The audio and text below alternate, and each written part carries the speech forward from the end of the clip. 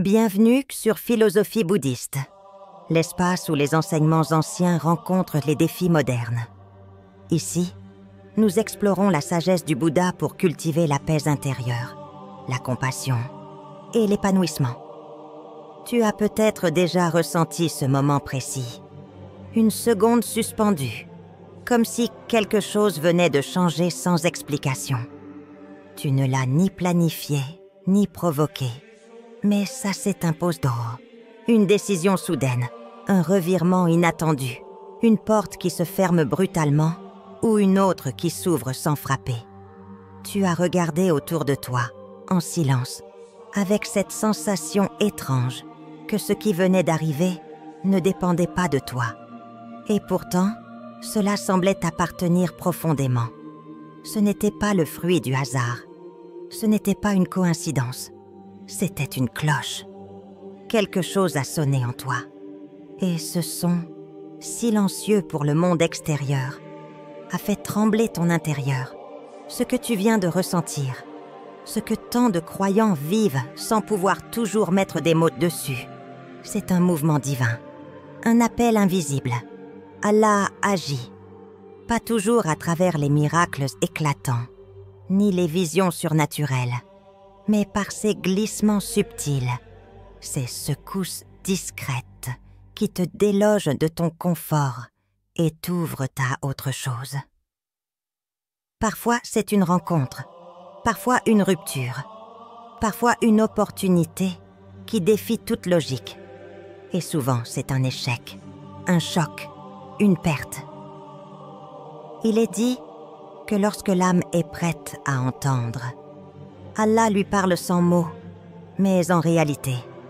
Et ces réalités frappent comme une vérité cachée qui remonte à la surface. Tu n'es pas abandonné, ni perdu.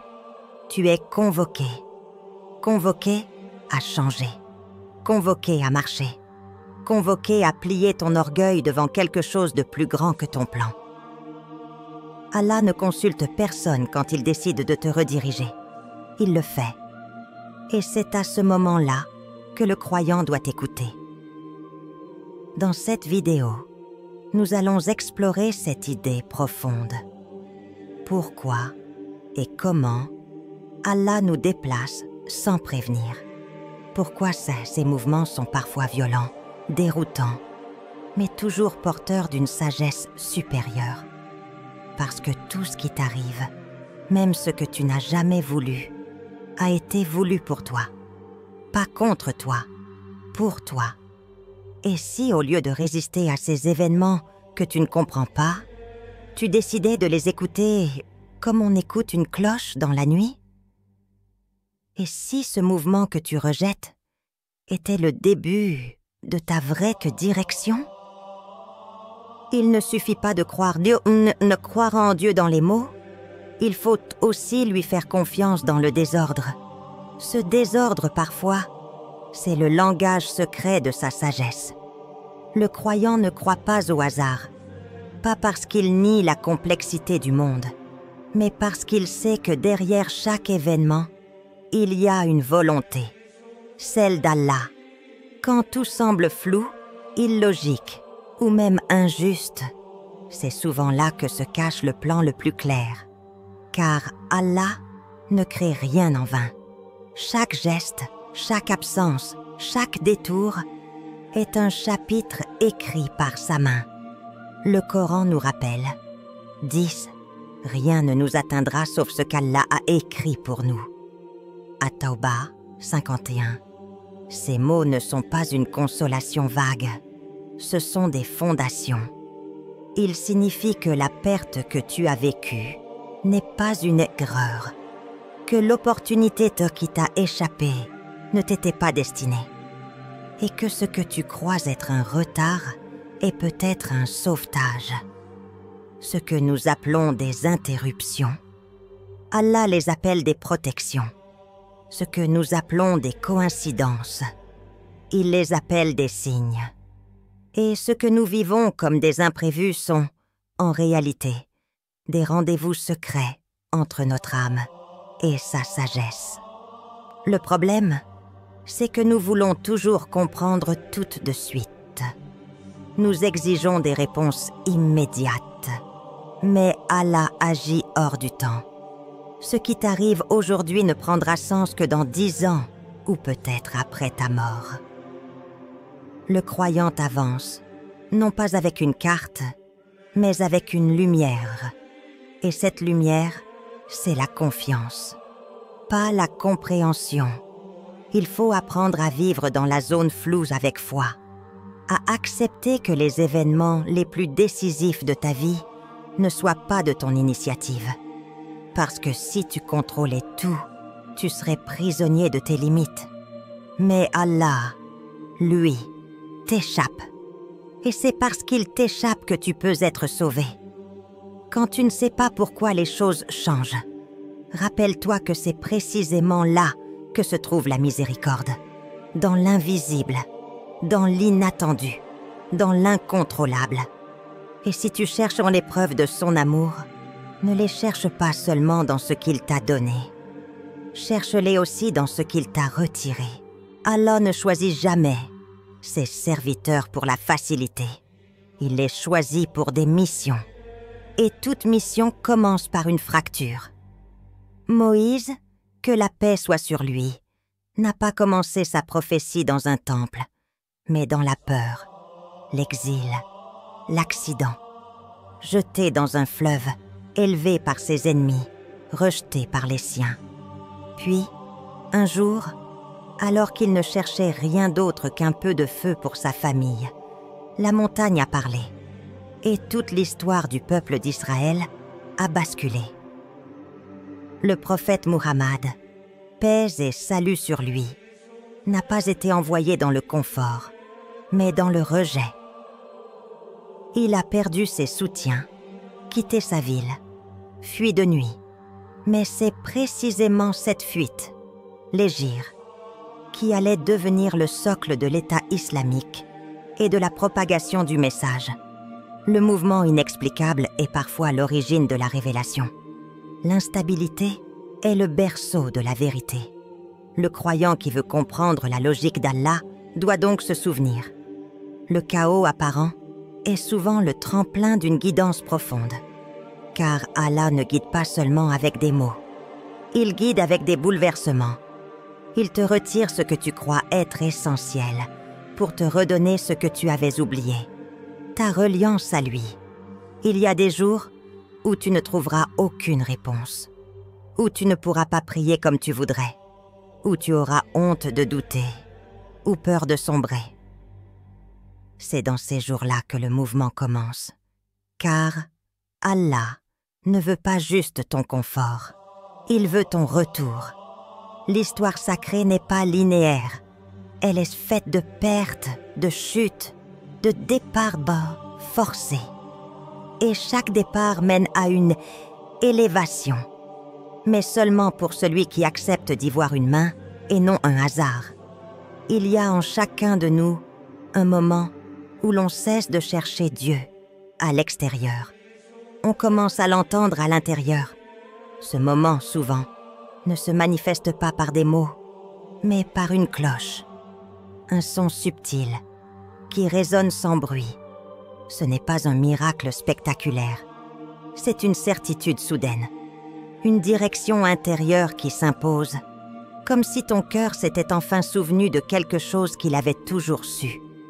Cette cloche, c'est la sagesse divine qui se dépose en toi. Allah te parle, non pas dans ta langue, mais dans tes circonstances. Et ceux qui sont attentifs reconnaîtront ce moment. Une coïncidence qui n'en est pas une phrase qui tombe comme une évidence, un verset qui te traverse alors que tu ne le cherchais pas. Le Coran dit « Si nous avions voulu, nous aurions donné à chaque âme sa guidance. » As-Sajda 13. Cela signifie que le réveil n'est pas automatique. Il est offert. C'est une lumière qui ne s'allume que si ton cœur est prêt à en accueillir le feu. Et parfois, cette lumière vient dans l'épreuve, dans la perte, dans la solitude. Le son de la cloche, ce n'est pas une voix externe, C'est ton âme qui répond à l'appel de son créateur. C'est cette intuition que tu ne peux pas expliquer, mais qui te pousse à changer de direction, à fermer une porte, à commencer un jeûne, à faire cette prière que tu négligeais. Ne sous-estime jamais ces élans. Ce sont des invitations. Et si tu ne les écoutes pas, elles cesseront. Si tu les ignores, ton cœur se refermera. Allah n'impose pas sa lumière, il l'offre. Et toi, tu choisis d'ouvrir ou non. Alors ouvre. Retiens bien. Il y a des appels qui ne sonnent qu'une fois. Réponds, avant que le silence ne retombe. Et si ce que tu vis aujourd'hui ressemble à une fracture, une confusion, une perte de repère, peut-être que ce n'est pas une fin. Peut-être que c'est le début de ton retour vers lui. Et si ce message a résonné en toi comme une cloche, ne le laisse pas s'éteindre. Partage-le, abonne-toi et prépare-toi à entendre ce que ton cœur savait déjà. Allah te parle. Il faut juste apprendre à écouter. Tu veux savoir si tu fais vraiment confiance à Allah? Observe ta réaction quand ton plan échoue, quand ce que tu voulais ne vient pas, quand la porte claque, quand que ce qui semblait aligné devient chaos. C'est à ce moment-là que se révèle ta foi. Pas dans la tranquillité, pas dans la facilité, mais dans le bouleversement. La foi ne se mesure pas par des mots, mais par le calme que tu gardes quand rien ne va dans ton sens. Parce que ce calme-là, c'est la certitude silencieuse que tout va dans le sens d'Allah. Le Coran ne dit pas seulement d'avoir la foi.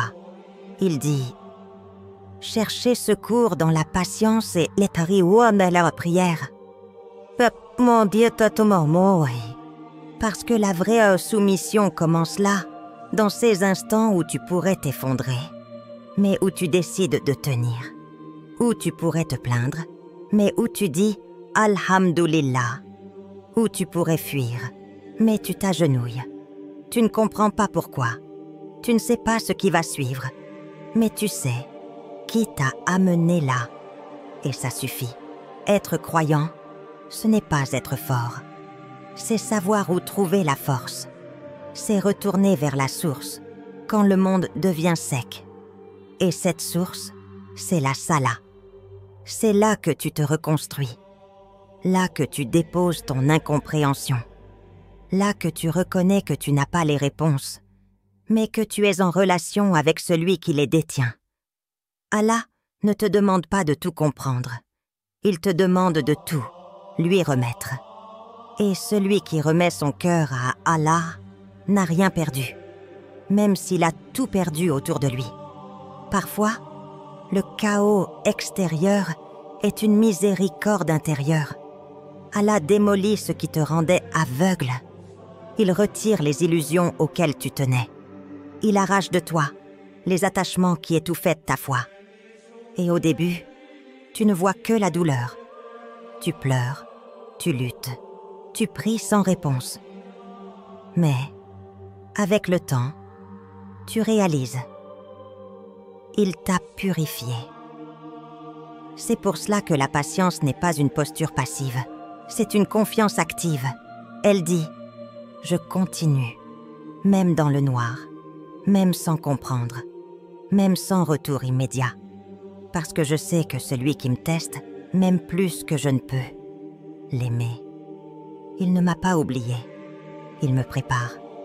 Alors quand tout bouge autour de toi, reste fixe dans la prière.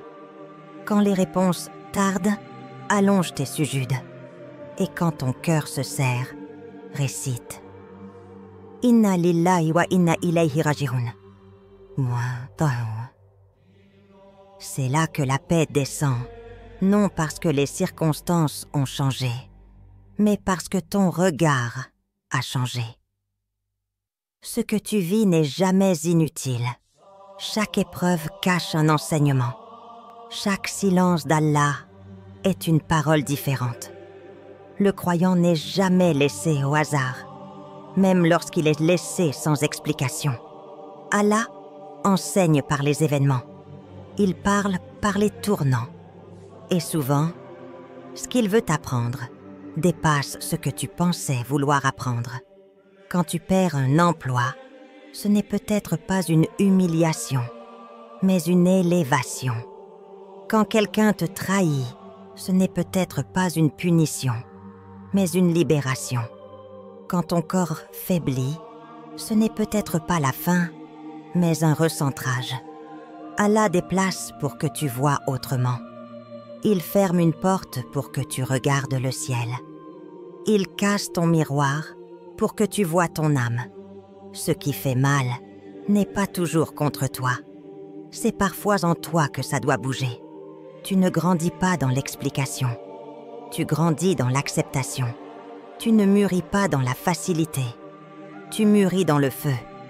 Et Allah, quand il t'aime, ne t'abandonne pas à la stagnation. Il te pousse. Et cette poussée est brutale, parce qu'elle est profonde. Le Coran nous le rappelle. Peut-être détestez-vous une chose alors qu'elle est un bien pour vous. Al-Baqarah, 216. Cette phrase, tu dois l'absorber, pas seulement la lire. Elle est là pour briser l'orgueil du contrôle. Elle est là pour t'inviter à faire confiance, même quand tu détestes. Parce que derrière l'épreuve se cache une sagesse qui n'apparaîtra qu'à ceux qui persévèrent. Et cette sagesse commence toujours par l'humilité. L'humilité d'accepter que tu n'es pas maître de ton destin, que tes plans ne sont pas la vérité, que ton timing n'est pas celui d'Allah. Et quand tu acceptes cela, tu ne perds pas le pouvoir. Tu retrouves la liberté, celle de vivre dans l'instant sans crainte, parce que tu sais que tout a un but. Chaque événement inattendu est une purification. Il déloge les impuretés invisibles. Il remet ton cœur dans une direction droite. Et s'il te fait mal, c'est qu'il est en train de t'arracher une maladie. Accepte donc l'outil qu'Allah choisit pour te guérir, même si c'est le choc, la solitude, la perte. Car ce qu'il veut t'offrir est plus grand que ce qu'il t'a pris. Il y a des signes chaque jour, mais les cœurs fermés ne les voient pas. Allah ne cesse de parler à celui qui sait écouter. Dans une phrase entendue par hasard, dans un regard, dans une rencontre, dans un retard, dans une difficulté qui persiste. Il y a toujours un message, toujours un rappel. Et celui qui veut réellement vivre avec Allah doit commencer à lire la vie comme un Coran ouvert. Tu marches, tu vis, tu manges, tu parles. Et pourtant, tu es constamment exposé à des signes. Rien n'est banal, rien n'est accidentel. Même ton souffle est calculé, même ton oubli est voulu. Et parfois, ce qui semble insignifiant est en fait l'appel le plus clair. Tu as croisé quelqu'un qui t'a parlé d'un verset? Ce n'est pas une coïncidence. Tu as rêvé d'un mot, et ce mot revient le lendemain dans une khutba? Ce n'est pas du hasard. Allah t'invite. Reste éveillé. Ce monde est rempli d'indices. Le ciel, les feuilles, les gens, la douleur, les pauses, les départs. Tout ce que tu vis est scripté par celui qui t'aime plus que ta mère. Et son amour se manifeste parfois par des petits riens qui transforment tout. Une prière ratée qui provoque un regret. Une pensée soudaine qui te pousse à faire du dhikr. Une larme qui tombe sans raison pendant une récitation. Ce sont des cloches, des rappels, des invitations. Allah ne t'oublie jamais. C'est toi qui oublies de voir. Il est toujours là, dans l'invisible. Et ces signes ne sont pas toujours spectaculaires. Ils sont constants. Ce n'est pas la grandeur du signe qui compte, mais l'ouverture de ton cœur pour le recevoir. Alors ouvre les yeux, ralentis, observe, écoute. Et surtout, réponds. Parce que celui qui ignore les signes perd peu à peu la capacité de les recevoir. Le cœur s'endurcit. Et quand Allah ferme un cœur, plus rien ne le réveille sauf un choc. Préserve-toi de cette fermeture. Reste sensible. Et si aujourd'hui ce message t'a touché, ce n'est pas parce qu'il est bien écrit. C'est parce qu'Allah a permis qu'il te parle. Il t'a guidé jusqu'ici. Il t'a offert ce moment. Ne laisse pas ce signe passer comme un contenu parmi d'autres. C'est peut-être ton rappel, ton point de bascule, ta cloche. Alors réponds, partage ce message. Abonne-toi si ton cœur a vibré. Et surtout, prosterne-toi. Car celui qui reconnaît un signe doit remercier celui qui le lui a envoyé. Le mouvement est là. En toi, commence à marcher vers lui, maintenant.